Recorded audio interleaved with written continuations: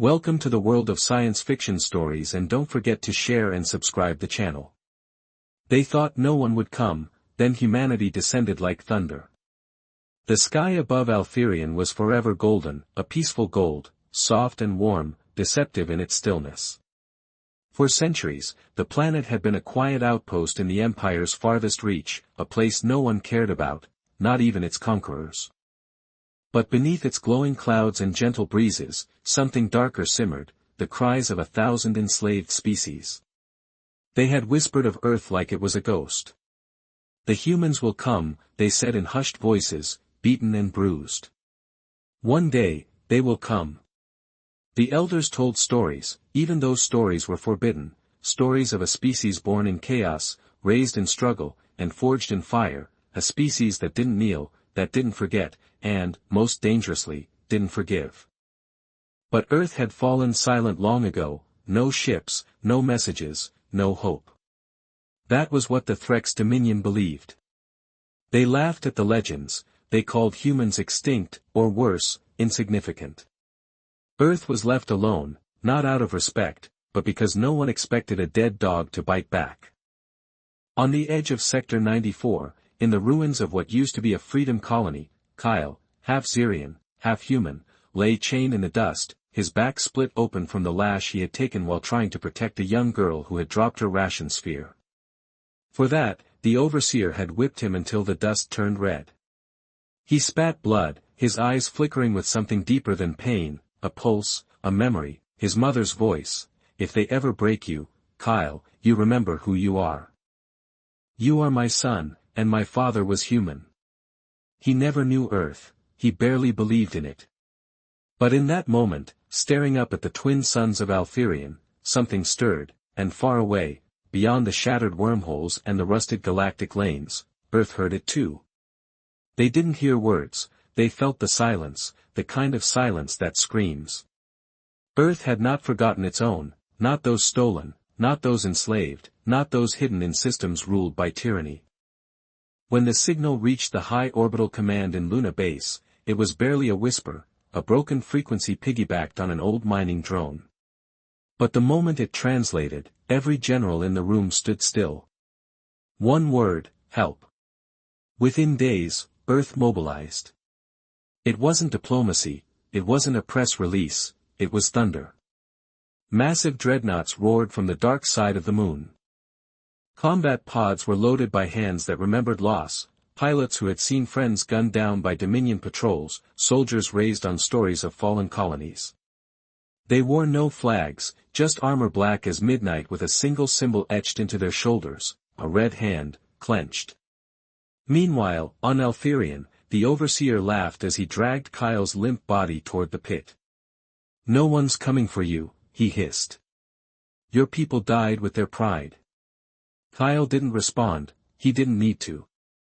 Because above them, the golden sky cracked, a ripple like glass shattering across the heavens. Then came the sound, not a scream, not a boom, but the deafening roar of gravity being torn apart.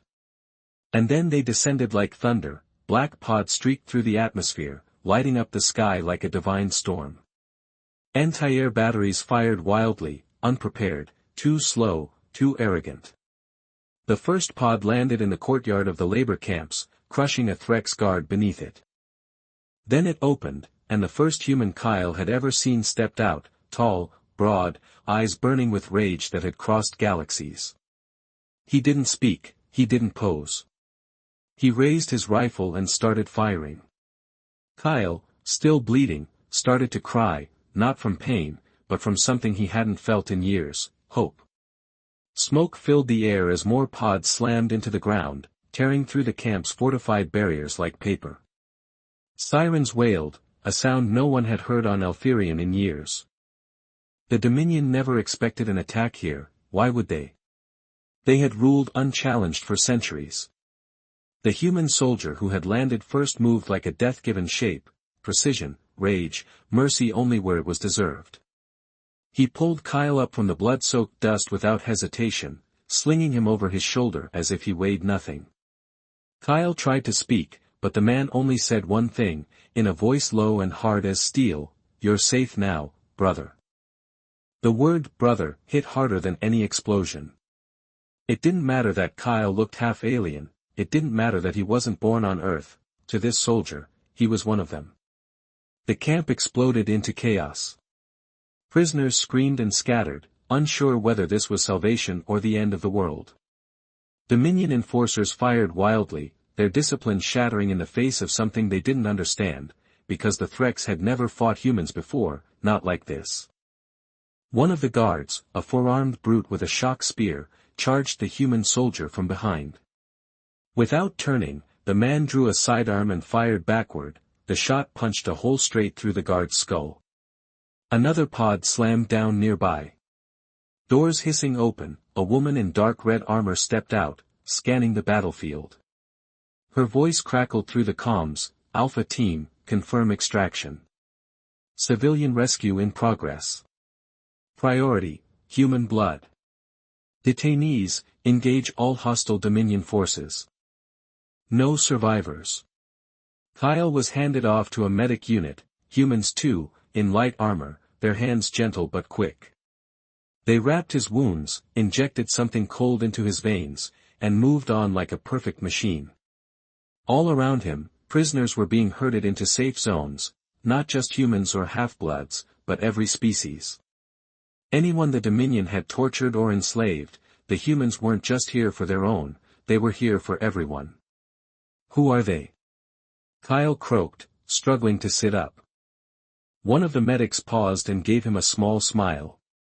Earth's shadow, she said. The ones you call when hope runs out back in the command tower. Overseer Krell watched the monitors in disbelief. He gripped the edge of the console, his claws shaking. This isn't possible, he hissed. Earth was contained, forgotten. His aide, a pale-skinned Osari, trembled, their tech is decades ahead of projection, sir. They're jamming our long-range comms, they've hit 3 other camps simultaneously. Shut up, Krell roared. He turned to the window, eyes narrowing as drop pods continued to fall like meteors. They won't stop, he muttered, they won't stop until we're dust. He was right. Across Altherian, it wasn't a battle, it was a purge. Dominion weapons were ineffective against the human armor, their vehicles were hacked mid-flight, crashing into their own bases. A single human squad could outmaneuver an entire Dominion platoon, and when they captured the first Threx commander, they didn't negotiate. They broadcast his confession, forced or not, across the sector, we enslaved the children of Earth. We beat them, broke them, buried them. We thought they were gone, but they came back, and they brought hell with them. That transmission spread like wildfire to planets still under Dominion control. It was a whisper of revolution to Earth's enemies, it was a warning, and to every human blood descendant scattered across the stars, it was the beginning of something greater. Kyle sat wrapped in a rescue blanket, watching the sky as the golden clouds still glowed above, but now, through the gold, he saw fire, warships, fighters, humanity in full force. The humans didn't come because they had to, they came because someone cried for help, and Earth answers cries with thunder. The golden skies of Altherian were no longer serene. Fires raged across the horizon, streaked with smoke trails from falling Dominion crafts. It wasn't just a rescue anymore, it was retribution. Kyle watched the sky from the med transport as it sped toward a temporary evac base. His wounds burned, but his mind burned hotter with questions, with anger, with something he hadn't dared feel in years, purpose. The human camp was nothing like the prison he had known. It wasn't luxurious, it was efficient, mobile, and heavily armed. It didn't smell like metal and blood, it smelled like oil, sweat, and life. Kyle stepped off the transport with a borrowed exosuit, which kept his broken ribs from shifting. A young officer met him at the ramp, she was barely older than him, eyes like flint. Kyle, son of Tan, half Syrian, confirmed human lineage, you're coming with me, she said. He followed without question. They passed rows of wounded Dominion guards, bound and silenced, no torture, no revenge killings. The humans weren't here to make a statement, they were here to finish something that had started long ago. You were listed as deceased in the Lost Colonies archive, the officer said as they walked. Your mother, a known resistance fighter, your father, a Syrian slave miner executed for defiance, you shouldn't be alive. I'm not sure I am, Kyle muttered. She stopped in front of a large black tent. You are now, Command wants to see you inside. It was dark and humming with hollow maps and encrypted screens. A tall man stood at the center, arms crossed behind his back. He turned slowly, and Kyle felt an unfamiliar sensation crawl up his spine: respect, fear, awe. Kyle, he said, his voice calm but filled with something heavy, I'm General Royce Vaughn. Welcome home. Home. Kyle scoffed. I've never even seen Earth. Vaughn didn't flinch. You don't need to. Earth isn't just a planet, it's a bloodline, a memory, a promise. Kyle blinked, his throat tightening. Why now? Why, after all these years, why come back?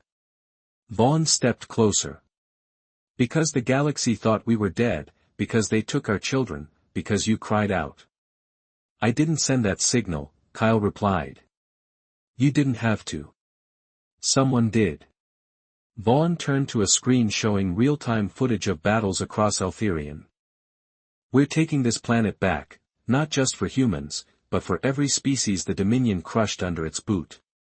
This isn't a mission, it's a reckoning. Kyle stared at the images, ships falling, soldiers pushing forward, slaves cheering through fences as their captors were driven out. He saw himself in those faces, every scar he carried, every bruise, every time he thought he was nothing. Maybe he wasn't. Why me? He asked quietly. I'm not a soldier. Not yet, Vaughn replied. But you will be. That night, Kyle didn't sleep. The painkillers dulled his body, but his mind raced. He sat outside the command tent, staring at the stars, wondering which one was Earth, wondering what it was like to grow up free. He heard footsteps, the female officer from earlier sat down beside him. Name's Juno, she said. Squad leader, 3rd Echo Division. He nodded slowly. Kyle, you fought back, she said. Not many do. I didn't win, you're still alive, that counts. They sat in silence for a while. Then she added, almost softly, tomorrow, we hit the Citadel. That's where they keep the archives, the records, the breeding logs, the proof they tried to erase us from history. We're going to take it back. At dawn, Kyle clenched his fists. The humans moved like shadows across the scorched land. The Citadel loomed in the distance, black, angular, and towering, a monument to Dominion pride. It had stood untouched for generations, its walls holding not just command centers and weapons stockpiles, but something far more dangerous, truth. Kyle stood among the strike team, armored in a matte black exosuit, too fresh to feel like his own. It adjusted to his body automatically, wrapping around his healing wounds like a second skin. The HUD blinked to life, highlighting targets, terrain, and friendly units. It was terrifyingly precise. Juno handed him a rifle. You won't need to fire it, probably, but keep it ready. I've never shot anything before, he admitted. She raised an eyebrow. That's all right. The first time you do, you'll know exactly why you had to. The dropship ride to the outskirts of the Citadel was silent, everyone inside looked calm, too calm. Kyle could hear his own breath under the helmet, ragged and sharp. Juno leaned in close and said, We're ghosts, Kyle. They don't see us until it's too late. When the dropship landed, it didn't make a sound, human tech didn't scream when it arrived, it whispered, it promised. The Citadel's outer defenses were already down, disabled by advanced hacker teams who'd infiltrated the grid hours before, no alarms, no defense turrets online, no reinforcements coming. Still, Kyle expected resistance. Instead, they walked into a dead city. The inside of the Citadel was pristine, untouched by the chaos outside, halls lined with banners of the THRE's dominion, walls engraved with the names of fallen heroes, slavers, killers, tyrants. The humans moved through it with grim efficiency, downloading archives, tagging data cores, disabling power grids, every action calculated, no wasted time, no unnecessary cruelty. Kyle found himself alone in a chamber marked classified biolineage storage. The doors hissed open for him before anyone could stop him. Inside, cold blue lights illuminated rows upon rows of cylindrical chambers, hundreds of cryopods, some empty, some still occupied, and attached to each were names, species, genetic records, and breeding logs. He moved closer, heart pounding, reading labels, Subject 4321, a half-Terran conceived in Mining Colony 13. Resistance lineage confirmed. Status, incompatible, rejected, discarded, killed. His stomach turned, these weren't records, they were trophies. Then, Juno's voice rang through the comms, fall back. We've got inbound armor, 3 Dominion tanks, West Corridor. We need backup. He turned and ran, rifle tight in his grip, his legs screaming, still weak from recovery, but adrenaline carried him faster than he'd ever moved in his life. When he arrived, Juno's squad was pinned behind fallen pillars. The tanks were Threx-class siege walkers, heavy-plated, dual cannons glowing. Kyle didn't think he remembered how it felt to be chained, how his mother's screams echoed as they dragged her away, how the overseer laughed as they whipped him, how no one came until now. He ducked low, spotting a fallen Dominion rocket launcher near a crushed guard. He sprinted into the open. Juno shouted, Kale, no. Too late, he slid across the floor, grabbed the launcher, and rolled behind a slab of debris. His HUD locked onto the nearest tank, screaming warnings into his ears, but his hands moved on instinct. Click, target lock, boom. The launcher kicked hard, the missile streaked through the smoke, striking dead center. The tank exploded in a fiery bloom, throwing molten debris into the air. Kyle gasped, ears ringing, vision swimming, but he didn't stop. He reloaded and fired again. A second tank went up, this one spinning sideways before crumpling to the floor in a heap of twisted metal. The third turned its guns toward him. He stared at death, he didn't flinch. Just before it fired, 2 precision shots rang out from above, sniper fire, as human units had taken the upper levels. The final tank collapsed with a metallic groan, its cannons never fired. Silence fell. Juno rushed over, gripping his shoulder. That was insane, she said breathlessly. He coughed smoke in his lungs. Wasn't going to let them take anyone else. She stared at him differently now, not like a rescued victim, not even like a soldier, but like one of them. Get used to this feeling, she said. What feeling? He asked. Fighting back and winning, she replied. And in that moment, with flames lighting the citadel behind him and the taste of gunpowder in his mouth, Kyle finally understood what it meant to be human. The citadel burned behind them, its once pristine walls now cracked and charred. Dominion flags fluttered weakly in the wind, stained with soot and ash.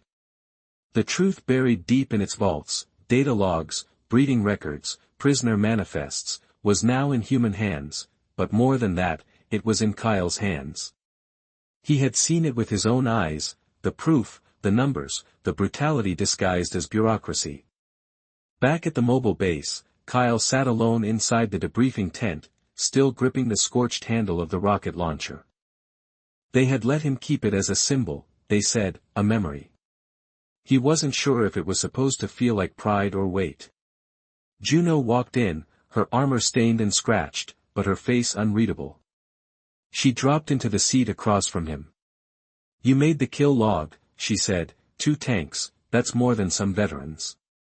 I don't feel like a hero, Kyle said quietly. You're not one, she replied flatly. You're a survivor, heroes die, survivors fight. He nodded slowly. General Vaughn arrived moments later, no salute, no formalities, just that quiet, powerful presence of a man who carried wars on his shoulders like they were birthmarks. We decoded most of the Citadel's archive, he said, and they've been targeting human blood hybrids specifically, not just enslaving them, erasing them. Kyle already knew, he didn't need the files. Vaughn continued, they think our bloodline is dangerous, too unstable, too unpredictable. What they don't realize, what they never understood, is that it's those very things that make us unbreakable. Kyle looked up at him, voice hollow, so what now? We exposed them. We hit them. Do we go back? Vaughn leaned in, eyes sharp. There's no going back. This wasn't a rescue mission, it was a declaration. He tapped a control pad, bringing up a hologram of the galaxy, dots lit up in red across a dozen systems. These are confirmed Dominion slave planets, labor camps, human blood detention facilities, generational testing centers. We're going to hit every one of them. Juno whistled low, that's half the outer belt, correct? Vaughn said, and when we're done, there won't be a single place in the stars where they'll feel safe. Kyle swallowed hard. And me? He asked. You're not just a survivor anymore, Kyle, the general said. You're the spark that lit this fire. You don't get to walk away. For the first time in his life, Kyle didn't want to. That night, a broadcast went out across the sector, encrypted, raw, and meant to be seen by the oppressed, not the powerful. A short message with Kyle's face front and center, my name is Kyle. I was born in chains. My mother was executed for fighting back. My father died nameless in the mines. The Dominion thought I would break, that I'd disappear like the rest, but they forgot one thing. He looked directly into the lens, his eyes no longer afraid. I'm human, and we never stay down. The signal cut after 10 seconds, that was all it needed. On worlds hundreds of light years away, slaves paused their work, beaten species whispered to each other through fences, and in the Dominion's high chambers, the message repeated on every hacked screen, not a threat, but a promise. The stars had changed. Word of the uprising on Altherion spread like plasma through circuitry, fast, searing, impossible to contain. The THRE's Dominion scrambled to patch their systems, bury the breach, spin the narrative, but it was too late. The fire was lit, and it wasn't burning quietly. On the prison world of Gorinth 7, enslaved workers refused to rise from their CS. On Muria Prime, a riot broke out after someone painted the words, "We are human, we are thunder," across the gates of the central processing plant. It was spreading like rebellion always did, not in speeches or banners, but in whispers and blood. Kyle stood in the hangar of the Vigilant Rain, Earth's flagship carrier now orbiting above Altherion. It was a floating fortress, of all black steel and humming grav cores, bristling with weapons that could punch holes in moons. But it wasn't the firepower that shook him, it was the order, the rhythm, the way everyone moved like they were born to be here, like this was home. He didn't speak much. Not after the broadcast. Juno said, it was normal, you just sent half the galaxy into revolt. You're allowed to be overwhelmed. I didn't mean to become a symbol, he told her. No one ever does, she replied. His days now blurred together, training drills, combat simulations, debriefs, tactical meetings. Varun insisted Kyle be part of the planning sessions, not as a figurehead, but as a strategist. He understood the enemy from inside the cage, his mind, sharpened by years of survival, began to see weaknesses in the Dominion that even Earth's generals had missed. They build everything for control, he told the War Council, even their architecture, one central core, everything radiating out. You hit the heart, the limbs die. You're talking about centralized failure points, one of the commanders noted. Kyle nodded. The Dominion doesn't understand redundancy. They never needed it. No one's ever pushed them far enough to matter, until now, Vaughn said, a rare smile creeping into his voice. The next target was already selected, Draxus 12, a mid-tier Dominion outpost with a vast hybrid experimentation center. Unlike Altherion, it was fortified, armed to the teeth. The Dominion had learned and expected thunder this time, and that's exactly what Earth brought. Kyle dropped into the atmosphere of Draxus 12 inside a newer pod, this time, sleeker, faster, his name stenciled on the side in crimson letters. The team with him wasn't just Juno and Echo Division anymore, it was his squad now, multi-species survivors, fighters who believed not just in Earth but in Kyle. They called themselves the Shattered Line, because every one of them had come from bloodlines the Dominion tried to erase. They hit Draxus hard, not with subtlety, but with rage. While other teams disabled comm towers and supply chains, Kyle's squad punched through the medical sector room by room. What they saw was worse than anything on Altherian, children in test tanks, their features shifting between human and alien bodies, torn apart and rebuilt, names replaced by numbers. Kyle didn't cry, he remembered he tore through the guards like a storm, not because he was stronger, but because he had nothing left to lose. He shot until his rifle overheated, then picked up a Dominion blade and carved his way through the labs until the walls were red. Juno found him in the center of the main chamber, breathing hard, covered in blood. "Not all of it is yours," she said. "It's done," he replied quietly. He didn't answer further, instead, he walked to the nearest data console, cracked it open, and began uploading everything, proof, images, logs, straight to the EarthNet. He looked over his shoulder and said, "We're not saving them anymore." Juno tilted her head. "Then what are we doing?" "We're avenging them." The message went out again, and this time it wasn't a whisper of hope, it was a scream of rage. The war wasn't quiet anymore, it roared. After Draxus 12 fell, the Dominion tried to deny it, they broadcast faked images, called the rebellion an internal disturbance, and blamed it on rogue mercenaries. But their lies couldn't cover the truth pouring through the cracks, images of broken labs, of freed prisoners, of Dominion elites begging for mercy while flames licked at their fortresses. And at the center of it all was Kyle. He never asked for it, never wanted it. But everywhere he went, people looked at him as if he were more than flesh, more than scars, he was a story they could follow, a fire they could believe in. The Shattered Line became a legend overnight. Kyle, Juno, and their squad didn't just liberate, they exposed every world they touched as another crack in the Dominion's mask. But legends came with a cost.